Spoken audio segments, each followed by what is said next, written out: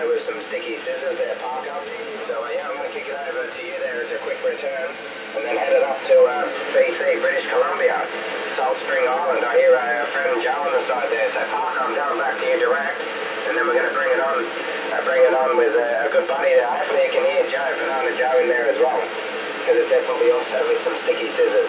Off the key and going directly back to you, Parker. You enjoy that Thai stir fry, mate.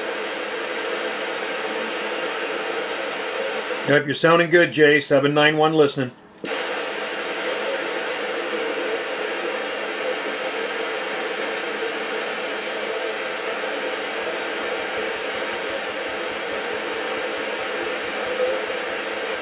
Take it over to Jack for us there, please. That'd be appreciated. Take it over to our good buddy there, 570.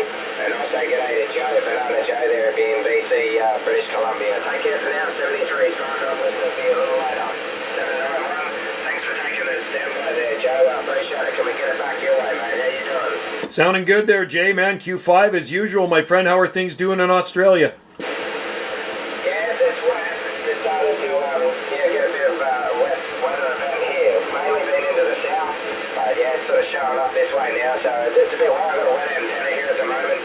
Probably trying to dry it a little bit as much as we can. It's a pleasure to bump into you once again. Hopefully you get some good weather your way. As I said, yeah, a little bit wet, sort of scattered showers around the place. I think there's more to come tomorrow and Saturday there, so hey, yeah, again, nice to hear, mate. Really, really good there. 791. Hopefully you get some fun weather your way, mate. Likewise, my friend. Well, I'll tell you what, Jay, it's been very dry here. Very, very dry. We haven't had rain in months, and it's almost like drought-like conditions here. Temperature's been up in the 20s every day. Today was about 21, 22 degrees Celsius, sunshine, blue sky, and we are doing the rain dance here, so hopefully we'll get some of your rain. Hopefully you'll send some of that South Pacific rain here to the North Pacific, eh?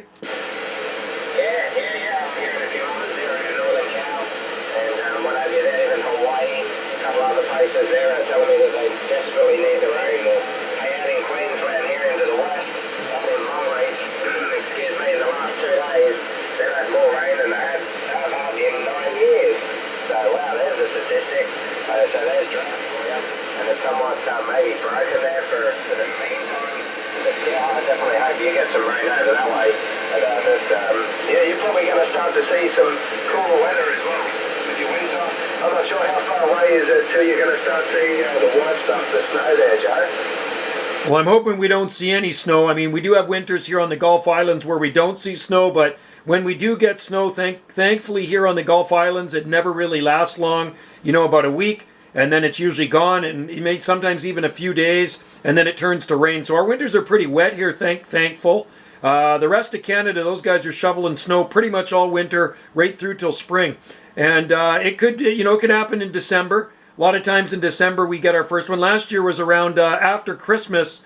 The last week of December got pretty cold here, and we definitely did have some snow. It was pretty ugly, and it was a colder winter. We got down to about minus 8 degrees Celsius one morning. It was really cold for us. Yeah, gee, that is cold for sure. We don't even get that cold here, but yeah, I know you're probably up around the cold country there to a degree. My partner Nikki, her mum's over there in Canada at the moment.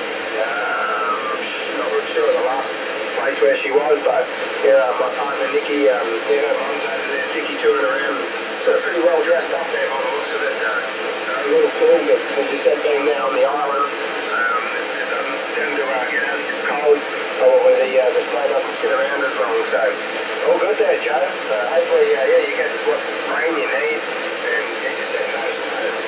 I'm not sure about that, knowing that you're up there, and knowing that you're, I guess, island, a little bit of a different climate to the mainland of Canada there.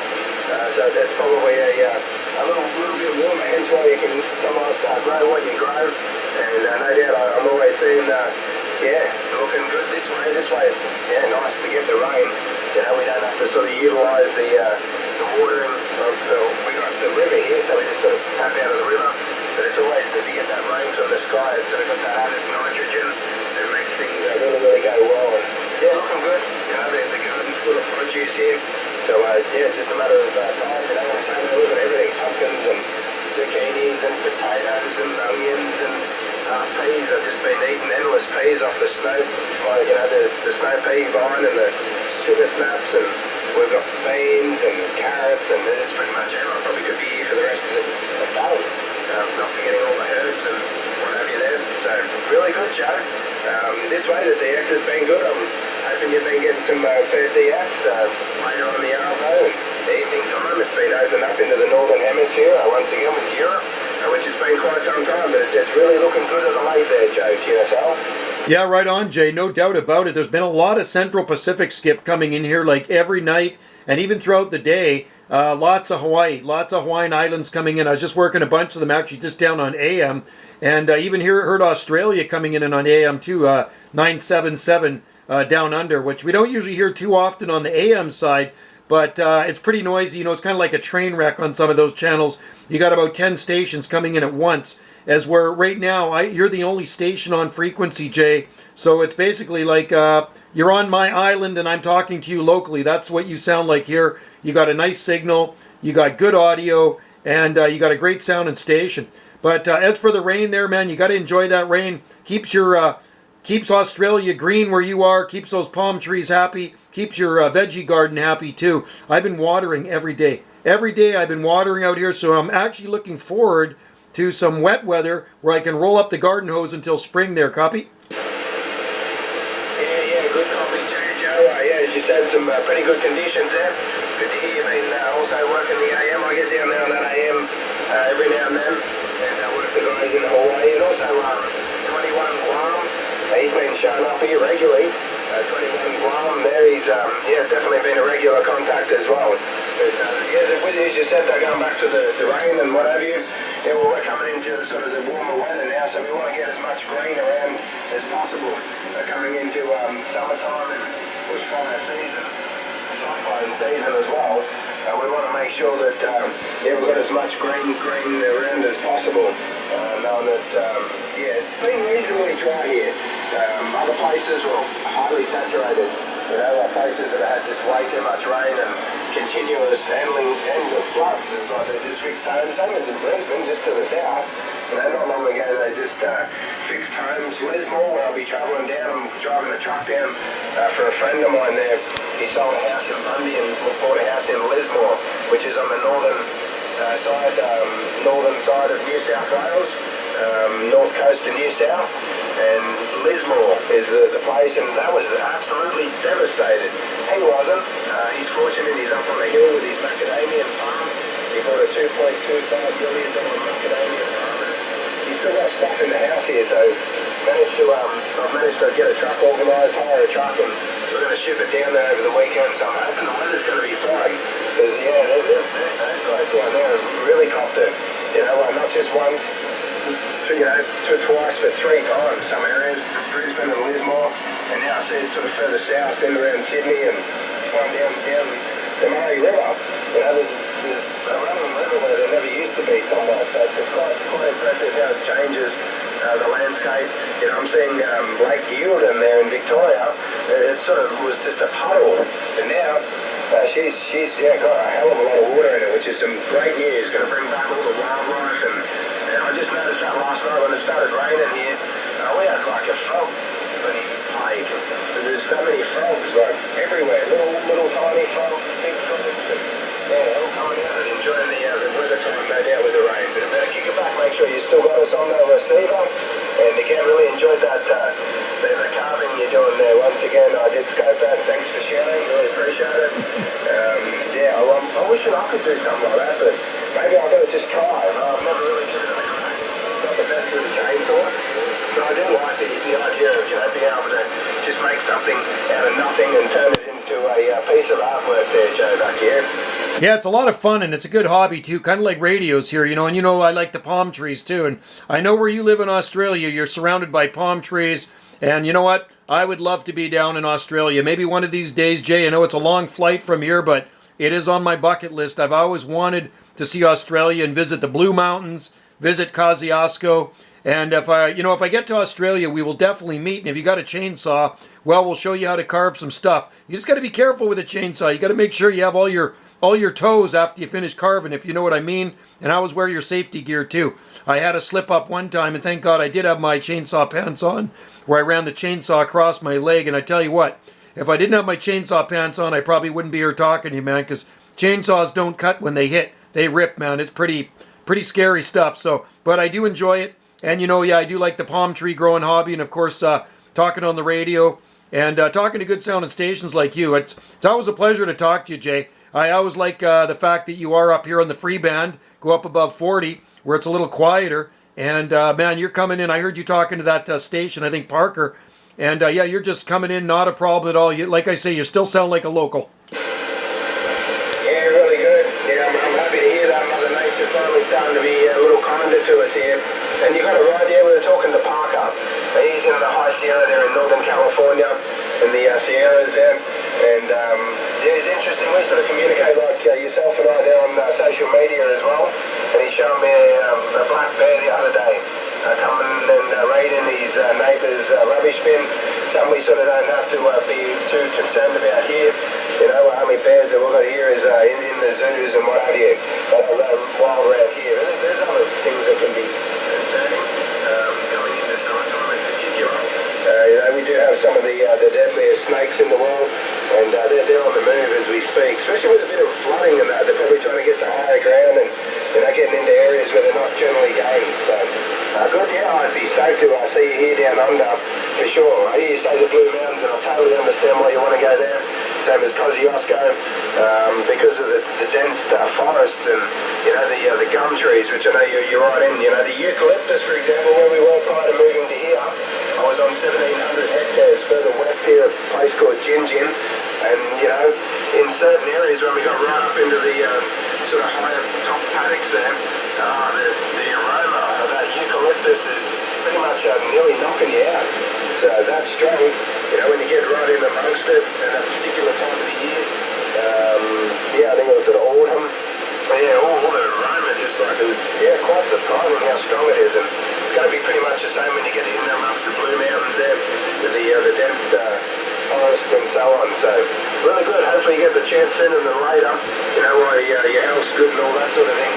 You know, I guess the travelling's more important to do while you can do it when you can sort of be mobile, so to speak there, Joe. So great coffee, as I said, holding up nicely this way. Canada's starting to come in a fair bit too, in Alaska. I've also been bumping into a couple of stations there, even on the AM, which is cool, as you said. Not having to, you know, worry about all the, you know, noise down there. So that's why I get up here and get the clear chats where we'd be able to, you know, not just say g'day and goodbye. AM's a little bit different. You know, there's that many in there that want to say g'day all at the same time. You sort of got to do just that, you know, not that often unless we move off that main channel. But I guess it's sort of like a Super Bowl. You know, it's like a bit of a check-in thing. Everyone sort of pops in and says g'day to as many people as they can when they can, which I prefer to do what we're doing now. And as I said, get off the noisier frequencies, get up top here, and utilise a bit of a chit-chat, make sure Mother Nature be kind and we can do it, you know, without any great hiccups. So Mike for you there, 791 Salt Spring Island, 161, and a big grin on the chin, right back to you, mate. Right on there, 161, Alpha Uniform 791, right back to you as well, yeah. In the daytime, I pop in and I shoot a bit of AM skip, and I'll tell you, you want to hear noise, man, channel 28, 27, 285, it literally is a train wreck there most of the time. Unless you get in there early in the morning before all the millions of stations come in there and start yapping at once. But it's always the strongest station that stands out, and you try to get back to them. And it's kind of like high and by. And a lot of the same guys we talk to all the time. But it's just a quick wave and have a good day in 73s. And then you kind of move on to the next person. Almost kind of like a competition, right? But this is much more enjoyable having a nice QSO on a quiet channel. And anyway, as for Australia, the gum trees, man, I love the smell of eucalyptus. And you know, we have some big ones around here. I grew them from seed, but we actually had to get them cut down, but they've already sprouted back because they were starting to drop branches. They were 100 feet tall. I grew them from seed over 30 years ago, and our biggest were over 30 meters, about 30 meters tall.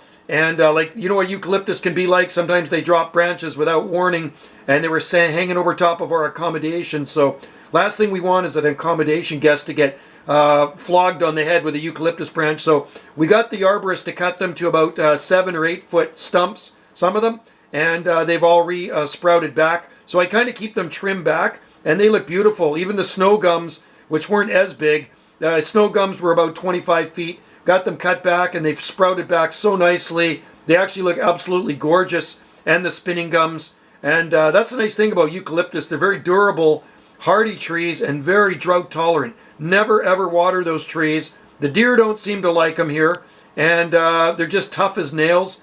And it's amazing. We've gone, quite a few months without any measurable precipitation here, and they're still growing like mad. Yeah, nice. You come up towards the end there, so I'll keep mine over short because it is starting to shift a little bit. I know there's a fair bit of QSB that go around, so I'll keep mine over a bit shorter here. But yeah, definitely hearing you mentioning you need the water for sure. And those type of plants that you mentioned are very, very drought resistant, are very hardy. So definitely good on that. Knowing that this way, we've got a lot of that around here, native eucalyptus and blue gum and, wattle trees and that sort of thing. A lot of native trees around here. And, a lot of it doesn't need water, which is great.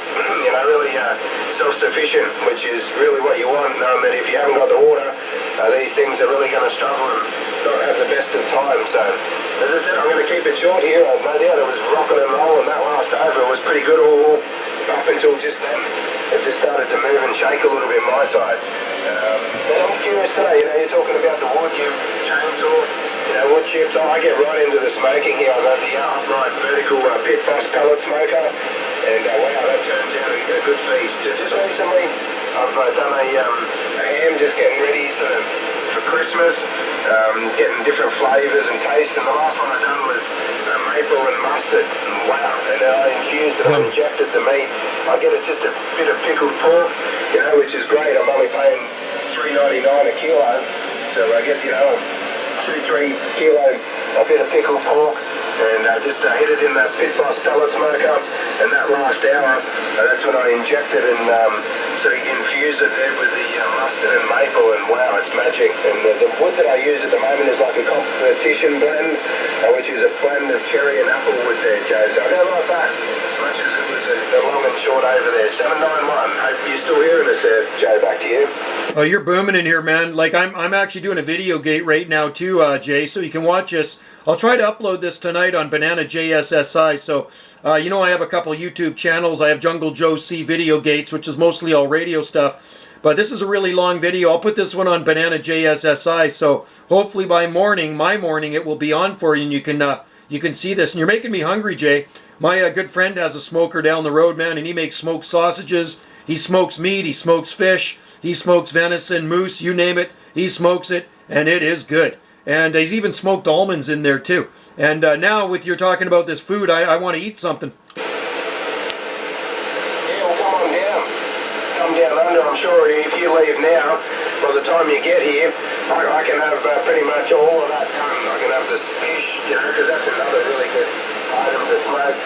This way, I really enjoy smoking fish. I've got some Atlantic salmon here, which I'll be possibly doing this weekend coming. So if you can get here by then, hey, all good. But I know, time will roll, and one day we'll be able to catch up. Good to see you've got a neighbour. Great to hear your neighbours right into that, because, yeah, as you said, you can pretty much smoke anything. I don't just smoke meat, I smoke corn, asparagus, tomatoes, just get that in. Running out. This is the end of my camera chip. You nearly no signal.